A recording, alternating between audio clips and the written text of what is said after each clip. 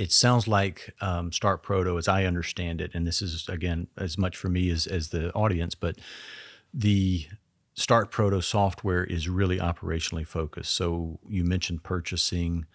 There's an inventory management component. There's a quoting component, and it's about how does the material flow. Is that correct? Yeah, I mean, more or less, our system follows, the journey of the part, as you will, right? So obviously, the first time you're going to see something, it's going to be a piece of paper and a drawing emailed to you, most likely, right? We help you pull the information you need off of that to provide an accurate quote, right? You send that back to your customer, you win it, you bring it back into your business, turns into an order. From there, it goes to your engineering team. They can build out the very detailed routing of how you're going to, that's kind of that plan step of how you're going to put it through your shop floor. Then it kind of goes into your scheduling module, which honestly is fairly decent at this point. Most people just kind of leave it on auto.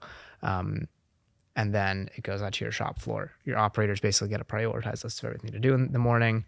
Very detailed work instructions. That's one of the things that kind of sets our system apart too, is we kind of built it documentation first, right? Especially given how we came from the makerspace realm, where we were trying to train basically students how to use lathes and other machines.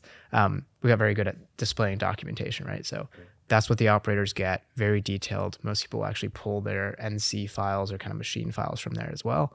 And then ultimately the part gets done and you just hit ship on the shipment and it kind of goes out the door, right? So while your part is within your facility, we kind of keep track of everywhere it is, what the priority of it is, if other priorities move around, and then ultimately kind of get it out the door on time.